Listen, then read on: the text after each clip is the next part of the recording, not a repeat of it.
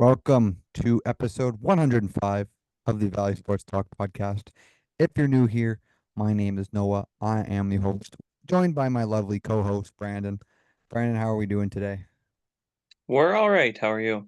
It's I'm doing all right. I have to drive your girlfriend to North Bay in a couple Yeah, I heard about that. in about half an hour. So, we have to record this. I'm getting on the road and yeah, we're recording this a bit later than usual because Brandon's Wi-Fi did not want to work for him yesterday when we tried to record or had planned to record. So we were here on Friday.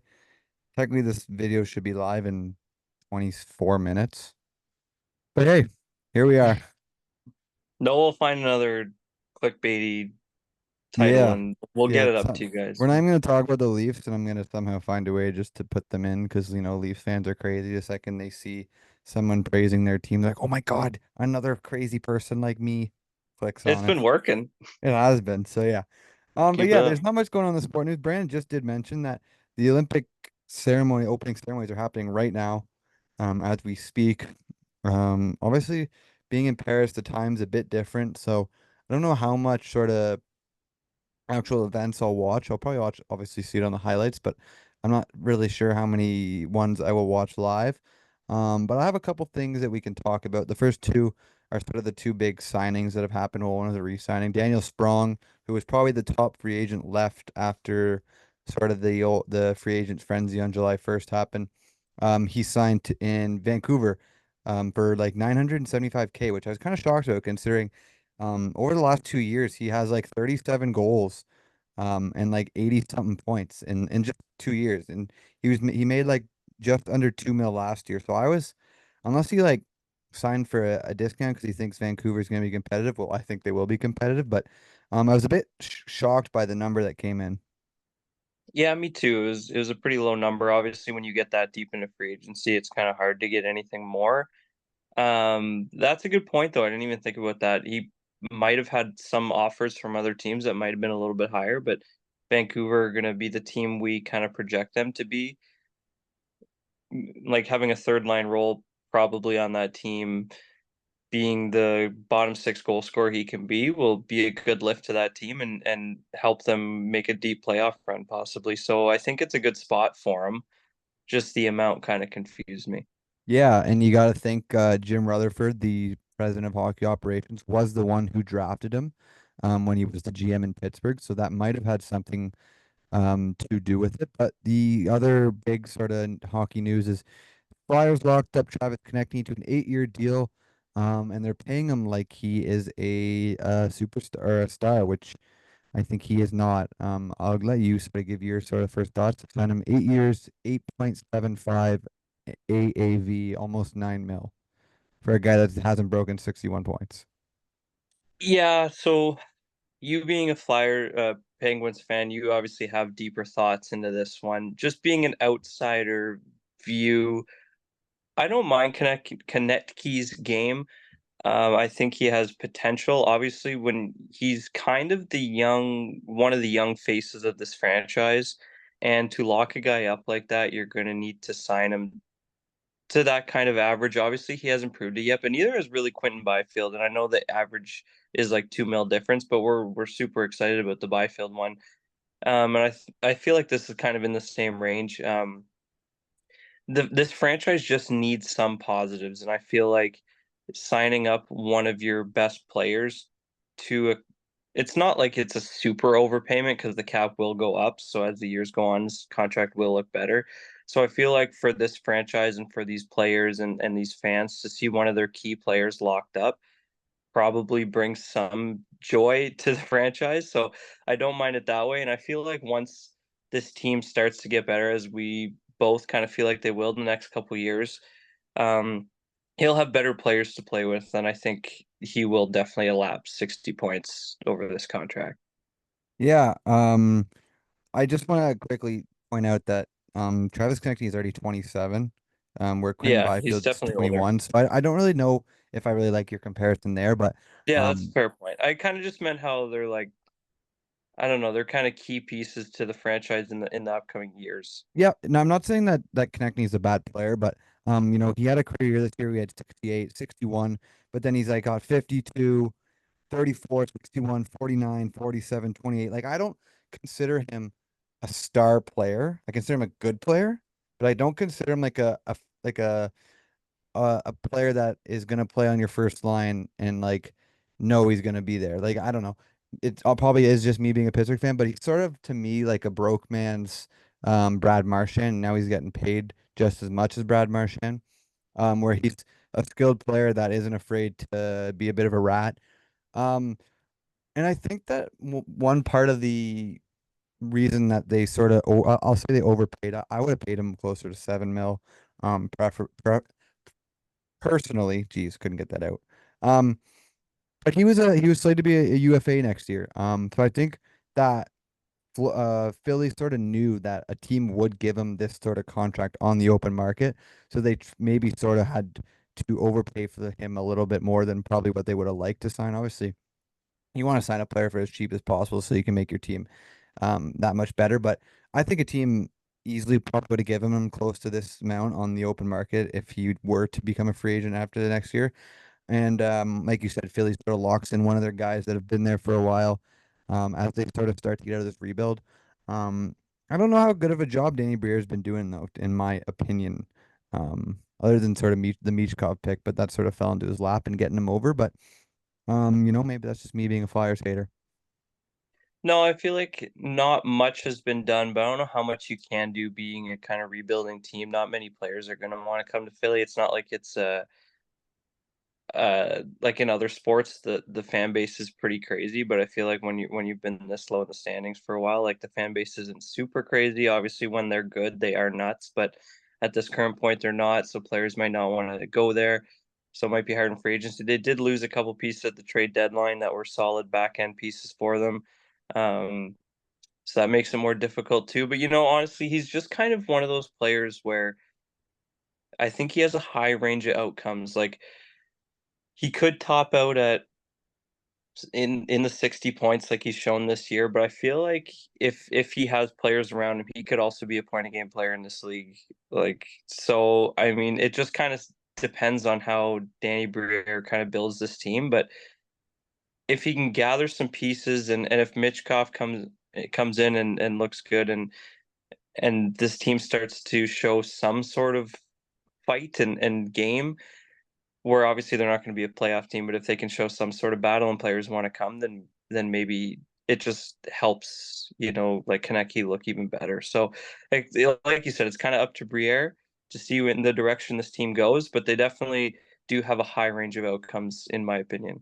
Yeah, and I don't see why you wouldn't throw Michkov on a first line with sort of Sean Couturier, who I don't even know what they're doing with him, considering he was scratched by Tortorella when he's captain your team towards the end of last year. So That was confusing. who knows what happens with that situation? But if he does play, I think throwing Michkov on the first line with Couturier and Konechny is a recipe for success for Michkov's development, considering you're going in with two veterans who are good players. And I'm not saying that like Konechny's a bad player, but I just think he got a bit overpaid for what sort of he's done throughout his career so far.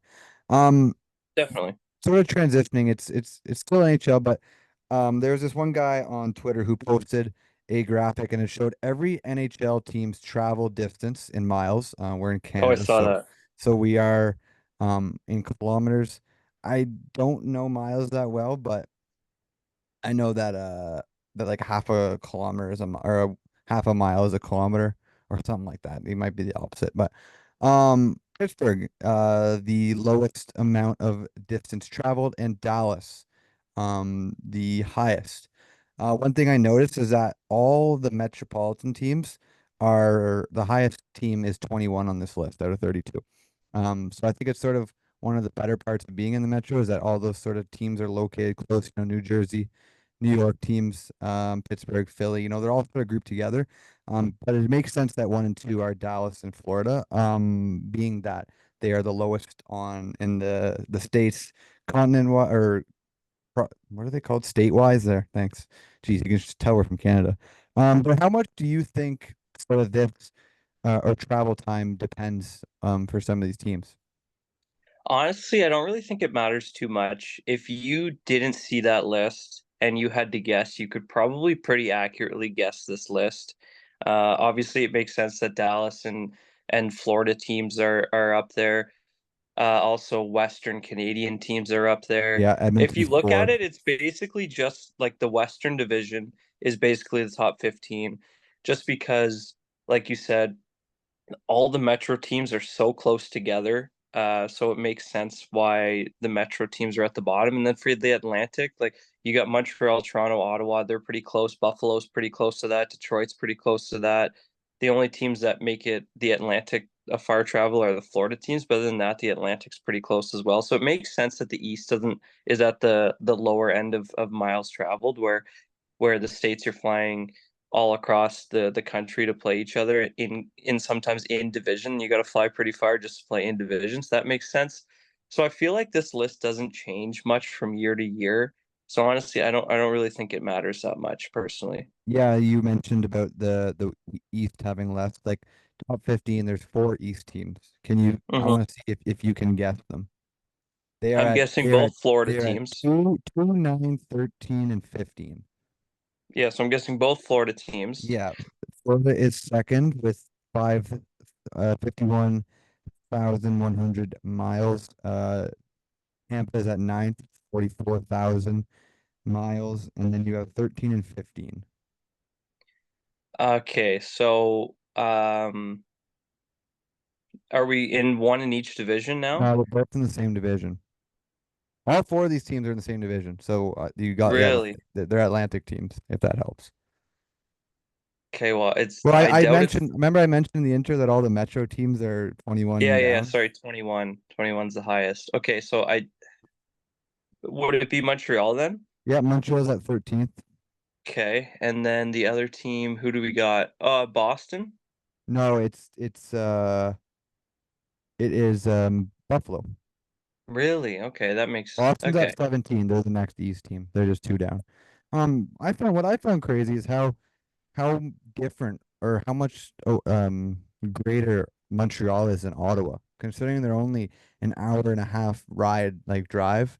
For all you Mhm. people in the States that didn't know that Ottawa and Montreal are separated by about an hour and a half, depending on traffic, obviously. But Montreal's got 11,000 more miles traveled this year than Ottawa. Ottawa is at 31 and Montreal's at 13. So it's kind of, I don't know, weird for me, like seeing that I they're mean, I so guess it kind of close. makes sense because if you look at it like Montreal's farther right of if you look at Canada, If you look at a map, I guess I know what you mean. Yeah. so So they have basically that every much. every away game Ottawa has an hour and a half worth of kilometers saved every trip. So I guess it Yeah. adds up. I know But yeah, that's it. you mentioned how you think it doesn't do anything, but I'm gonna say, just for me, just to make me feel better, that Yeah, Pittsburgh having the lowest, being such an old team, will help them. definitely. Well, no, you know what? But maybe, I It also guess. helps. I was listening. I got this idea of listening. I don't know if you know. Do you know like the Locked On podcast? Like every team has like its own podcast and stuff like that. No. Okay, it's called like Locked On Sports. So every single team in the NFL, MLB, NHL, they all have their own Locked On podcast. They post Mhm. every day, once a day, like a 30-minute episode. So I listen to the Pittsburgh one almost every day whenever I can. And this is where they I got the idea to do this with you from. But yeah, they were on my side that they think that Pittsburgh's such an old team. Or they also mentioned that Pittsburgh goes to Western Canada and Western America. So like the Ducks, do that in October, both of them. They do both road trips in October, so they get them out of the way right away, which I think is also a good thing. I like obviously we're saying Pittsburgh's not going to be a very good team, or not that they're not going to be a very good team, but they're going to struggle to make the playoffs. But I think that this sort of helps them that in March, if they are in a playoff race, they don't have to worry about going out to the out west trip. No, that's a good point because a lot of players have spoken to this, especially in the playoffs when you're going back and forth so often. Um, if you're actually sitting on a plane not moving, that's when you tend to get injured. Not injured, I guess, because you get injured in the game, but your injuries, you start to feel them because you start resting, you're not moving, your muscles are relaxed. That's when you start feeling your injuries. So if you can get a lot of the big flying trips out of the way early in the season when you're not injured, that could definitely be an advantage for sure. So that's a good point because like just looking at a Leafs perspective, I know when they brought Klingberg in and he got his injury pretty early in the season. He said what put him out is the Leafs were actually on a road trip and they're flying back from it. And that ride on the plane, he said, was one of the most painful rides just because he wasn't moving and wasn't was just thinking about it because he wasn't doing anything. Mhm. And that's when he realized that something was really, really wrong. So I feel like, yeah, if you can get those road trips out of the way while your full team's healthy, that's definitely an advantage. So it's a good way to look at it for sure. Yeah, for sure. Moving on. I don't know if you also saw this list. It's been talked about a lot, but ESPN dropped their top 100 athletes since Yeah, I saw it. 2000. Did you look at it very hard? No, I know Phelps is number one. I think Serena's two and Tom's three. Messi's three. Messi's three. Tom Brady is number five. Okay. Can you guess the only other person above him? LeBron? Yep, LeBron's at four. There are three NHL players on this list. First of all, do you agree with only having three NHL players? It's for the 2010s No, it's since 2000. since 2000. If I'm thinking about hockey players since 2000, no, probably not. There should probably be a little bit more, but NHL does probably get the least amount of Yeah, ESPN so viewership. a lot of these players are solo athletes, which makes sense. Yeah. Because in hockey, a top player is only playing about 20 minutes a night, where solo, if you're not performing one night, you're not winning. But um, who are do you know who the three players, hockey players are? I'm pretty sure I know the three players. I think Connor McDavid's 98. Yep, I thought Ovechkin was in the 60s. I believe he is 58. 58. Okay. And then I just know those two. Oh no, oh And no, then you're right. but pardon? Where's Ovi? Ovi And then is I've only heard of those two, but I'm assuming if there's three, I would assume Crosby's up there somewhere. yeah, Crosby is the If I had to highest pick, I ranked. would say just because hockey doesn't get love and Ovi's 54. Ovi's 54. I'm gonna say Crosby is 18. Crosby is 22. That's it. That's a pretty good guess. That's not where I'd put him, but obviously, like ESPN isn't a big hockey No, platform, so I can see an argument him being top 20. Um, yeah, for sure. I didn't mind McDavid on that. Obviously, if they do this list in 10 years again, I think he'll be very higher on this list can with all his solo awards that he will get in these next 10 years, and who knows if he can sprinkle a cup or two in there. But Crosby being in at 22, um, I obviously expected to see him being the highest hockey player, or at least I hoped that he would have been the highest yeah, hockey player. But some guys around him, so you can sort of get, or some guys just ahead of him. We have some WNBA player, Deanna Toursey, sure, 21. Aaron Donald at 20. Lewis Hamilton, auto like the F1 guy, 19. yeah. Patrick Mahomes at 18, which I could have argued to put Crosby ahead of him. Um, Crosby's been doing it for a lot that's longer. what I mean. I know nothing against Mahomes, but Crosby has they have the same amount of championships, same amount of MVPs.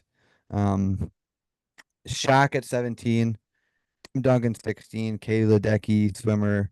Steph Curry's at 14. I mean, sure, he's got more championships. Ronaldo 13, Nadal, a lot of tennis players in the top 20. You got Nadal at 12, Djokovic at 11. You got like who is it? Serena. Nadal? No, Federer at 6 and Serena at 2. A Yeah. lot of tennis players because obviously they're solo sports. But yeah. They have all been beasts for a long time though, so it makes Oh, yeah, sense. no, nothing against them. Yeah. Obviously they're all great and deserve to be up there. But yeah, I don't know. That's all I had to talk about. Don't know if you have. Would you have LeBron over Tom Brady? I see. I I wouldn't. wouldn't. I think that you can make the argument that when you talk about goats of football, you talk Tom Brady. Like he is our obviously hands down the greatest football player to ever play. Where I think Jordan is the goat of basketball. So I would put Brady over LeBron, but I like 4 and 5. They're pretty interchangeable in my opinion. Like Yeah, they're I both. know. I'm just creating conversation. No, I was I, just I thinking definitely like I definitely agree. I think I would have Brady over. I honestly wouldn't be mad if you had Brady at one. me neither. I was kind of assuming Brady was going to be at one when I heard they were making this list, to be Yeah. honest with you, but that Uh, makes sense. Michael Phelps My does make kind of sense. argument was just like if you ask somebody who, even a stranger, it could be anybody, who the best football player is, I would say 95% of them are saying Tom Brady. Where if you ask any average player who the average person who the best NBA player is, you're going to get like a 50-50 split between Michael and LeBron. So I feel LeBron, like yeah. that's why. Yep, yeah, I that's don't a know. I very feel like fair Tom point. just has more. Do you think, just to create more conversation, if Ovechkin had already broken Gretzky's goal record, would he be higher on this list? You'd have to, right? It's going to happen. Do you think, what is he? He's 41 away from Yeah, tying, right? 41 from 42, tying. 42 from breaking. Do you think he'll do it this year? I don't. Based What off did he the have this year? 30, Yeah, but the thing is that he started off so 32? slow. He didn't have like Started off he super had like slow. 8 goals at the All-Star break, and then all of a sudden Yeah, he turned it on. So I don't think that if he has that start again, or if he just is on that pace at all, like he's turning 38, or he's already 38. So yes, he's already a lazy prick on the ice. He doesn't move. Um, he's obviously the only reason he's still I think if he already had this goal record, he would have been in the KHL last year. I think probably. it's pretty obvious he wants to end his career in the KHL, and I think he will end his career in the KHL. So I think that's the only reason he's really sticking around. I think that's the only reason or thing he cares about now. He got his cup. He can, he can, once he gets this goal record, I wouldn't be surprised if the next day he goes retires. Or if he gets 42 this year, next year he's gone.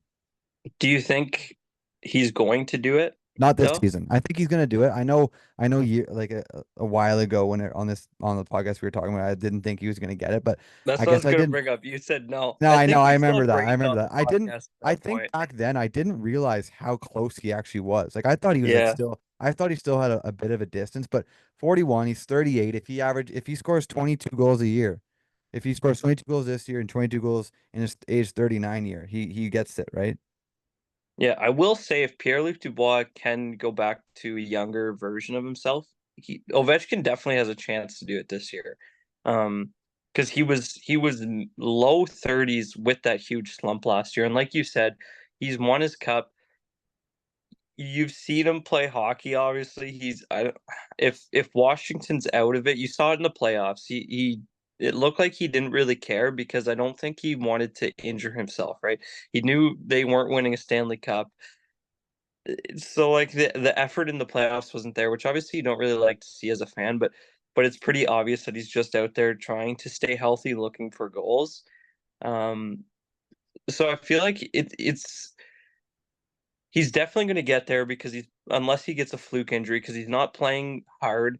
He's never really been a back checker, but he's been a big hitter, hard Yeah, I player was in the about to corners. mention that. He isn't like that No, you anymore. don't. Like he used to be a guy that if he saw an open ice hit or a hit along the boards, he's taken 3 or 4 hard strides and absolutely just like brick walls smoking that guy. You don't see him doing that anymore. Because I fully I believe think he's you're just right. playing to I not be don't think injured. he doesn't want to get hurt because he just wants to break Yeah. this record and go to the KHL. Like I can't remember who the player was, but the Leafs' first year in the playoffs when they drafted Austin Matthews, they played Washington the first round. The very first play of game one, first shift, Ovi rocked somebody. And I was I like, think that was what year I did loved Matthews it. get drafted? 2016, 2016. Okay, never mind. I was gonna say that might have been the year they won. That might have been the year they won the cup, but I forgot Matthews has been in No, the league for a bit now. they won it 2019, Vegas entry year. 2018, 2019. Was it the year 2018, I after the think. Pens? Yeah, it was Um, because Fleury won a cup and then went right to Vegas and he went right back to the Stanley. It was 2018. okay. Yeah, so they won it that year, but I just remember the year because I was so excited that Toronto was in the playoffs, and And I just remember like my opening scene to playoff hockey was Ovi rocking one of the Leafs, and it was as much as I didn't like it as a Leafs fan, like that's what Ovi did, and it was awesome. And he definitely doesn't do that anymore. But I think, although I don't think he'll break it this year either, I think he's going to get really stinking close. Like I think he's going to be mid to high 30 goals. And It's gonna be honestly, like, once you get to that well, point, he's just it's going to gonna be be hunting. funny because Washington's gonna be like barely getting fighting in the playoff race, and then you got Obi just sitting on the dot waiting for a one timer. Well, that's what I mean. Doesn't He If doesn't they care if are he's in where the you and I playoffs. project, He doesn't. like I'm convinced he does not care if he makes the playoffs or not. He just wants to get that goal record. no, for sure. And like if they are where you and I project, they'll be fighting for a playoff spot in the last couple weeks of hockey. And I feel like with 10 games to go, all the players are going to be out there trying to make the playoffs while Obi's out there just trying to Trying to score score a goals. goal.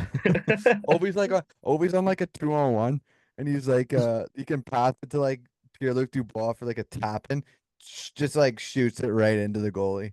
Yeah, Two sorry. on one. Sorry. Last game of the season. If they win, they go. It's an empty net. Obi tries to skate through like four people, loses the puck. The other team turns around, scores on Washington, eliminates them from the playoffs. Yeah, it's an empty net. You got a Washington player streaking down the ice.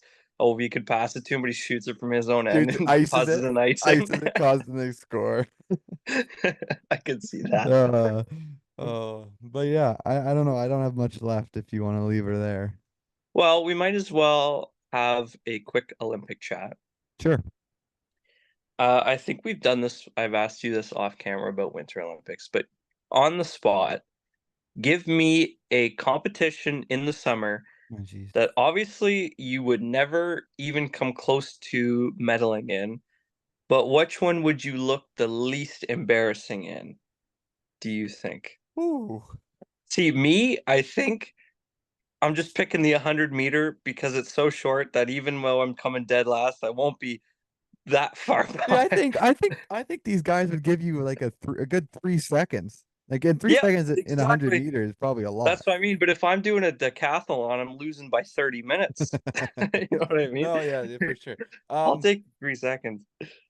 a sport. I'm gonna go with rowing Rowing? because there is embarrassing losses in that where some people are like, there's some countries that one team's already gone and the other team's not even halfway done. I would be that guy that would be like not even half. Like they're like the team, they're like the country that like that's the only thing that they're in. They only have like one athlete and it's that sport, and they're like just there to be there for their country or to support their country. That'd be me. I'd be like Albania or something. Some That's a country good. that doesn't have much. I could do rowing like that, you know what You'd I have mean? to have some wicked core strength on you. Oh, Maybe I I would. do curl every day at the gym now. We're good. Maybe I'd switch my answer to hurdles and hope someone falls. Someone hits a hurdle. Don't come Just you last. don't hit a hurdle. What is one sport or what in your opinion, what is the hardest, like not easiest to that you would think? What would be the hardest Olympics summer sport in your opinion? Oh, that's a good question. There are some tough ones. I feel like swimming is up there just because if you actually watch the Olympics, there's some athletes out there that are going to do 6 races in this Olympics, all swimming, and they're within like a week of each other. Like that's got to be deathly. Like you got to be tired. But if you're doing one sport, that'd be difficult. Um, that's a good question. I know there's a sport this year that they're introducing. Um, it's called competitive breakdancing, I think. That's What? in the Olympics this No year. Yeah. way. Yeah. Yeah. Just going off, who do you think would be a favorite? Which country? I think I know the favorite just because I was listening to it on a podcast. Why do I you think it's this is breakdancing. like I'm gonna 'cause I'm gonna say like a an African country. I think Japan and States are top five in Ooh, favorites. Japan. You know what I'm gonna say? What the hardest sport would be? What? Um, synchronized swimming. Okay. I Mine, would screw that up. I'm gonna throw one out there. I think you know like the gymnastics event rings. Yes. Oh For my the gosh. That's Yeah. I 100% think that is you need so much shoulder strength, so much core strength just to do that. That I think 100% that is my answer for hardest Olympic sport. Well, we got to practice that in a practical. Yeah, it didn't go well. I was barely able to hold myself up. I actually got up one time, but I Are you couldn't. talking I'm about the not bar or swinging. like the two rings? Well, I know I got up with. I feel like I got up You with the did you did a rings. muscle up on the bar.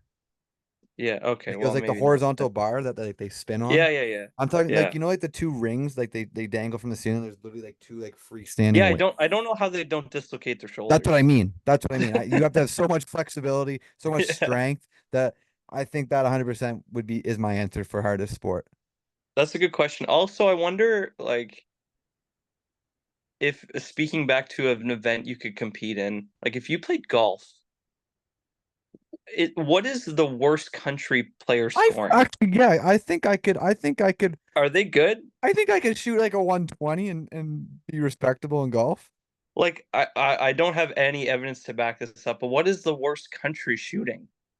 Like it's over par for sure. I'm definitely searching this up. Worst golf Maybe I'm just round. thinking this because actually when I played golf there the other day that you couldn't make it to, I shot like a four over. I birdied five and six back to back. Braden's my witness, which doesn't happen very often. If you know the Deep River Golf Course, six is a pretty tough hole, especially for me being a lefty. It's kind of a dog leg right, but we birdied it five and six, and then proceeded to double bogey the next hole, which was good. But I feel like you could compete in golf, not be last. Obviously, I we're think trying I to could. see one that you would have a chance at not finishing last. I'm having But trouble figuring it up, finding it, but golf's a pretty new sport to the Olympics, no? I'm just gonna search it. What was the last Olympics? 2020 Well, no, or because it would have 2021? been no, because it would be that would have been winter, no? It was technically considered 2020, but it was in 2021 Oh in yeah, because they had Tokyo. Olympics, three Olympics in 4 years, eh? I'm Or just something like searching up that. the golf scores. Yeah, and see who's dead last that actually finished. I wonder what country that would be. 2020 golf. It's Where stroke was the play 20? though. Remember, Pardon? it's stroke play in the Olympics. Yeah. Is it See, 4 rounds? I think it's just 2 rounds, no? it's two. Yeah, just 2 rounds. Okay, let's see So if the I whoever came dead last. Some guy from Czech Czech was in last, 60th. He had 294 points. he It's stroke play, right? You don't have a score. yeah. So So how do you get Shoffley, points? Shoffley, who came first, had 266, and this guy had 294. So stroke play. I'm making Shoffley won sure. two majors, by the way. So it's a scoring system, obviously. Hmm. Um, you compete against others. Uh, so each hole, there's a score for each hole, and then you then add that up to get your final score. Um, It's confusing. Me too. I'm confused too. Maybe we'd be able to hang in there. So there's another oh my God. Figure it out, pal. I only have 4 minutes to figure this out.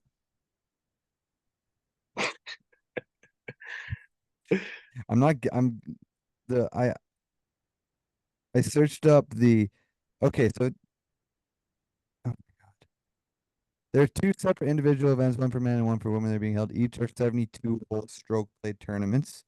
The player shooting the lowest score wins the no shit. So what is the 72. lowest? Um 72 is a 4 rounds. So they do 4 rounds. So stroke play, yeah. So let's go. Okay, do this. Do this. Do his score divided by four. like Shoffley's No, the last place. 260, 294 divided by 4, Yeah. 73.5. So was that what he I averaged? think that Like, was was that what was he that his shot? was that his average? Because it's if it's 290 whatever 296, is that just his like the amount of shots he took in 4 rounds, Um, I'm trying to figure which is this out. basically 1.5 over So par. Xander Schauffele came gold medal, and he shot his total score throughout the 72 holes was 18 under. That makes sense. So you're telling me this the guy who came in last, if it's 73.5, he I'll was show you what he 6 shot right over. here. He shot the guy that came last, his final score was plus 10 on 72 holes. Yeah, I couldn't compete. I shoot No, that through me 10 either. holes. I shoot 10 over on 9 holes. So how many holes do you think you could play before you were plus 10? I'd hope I could play 12 or 13.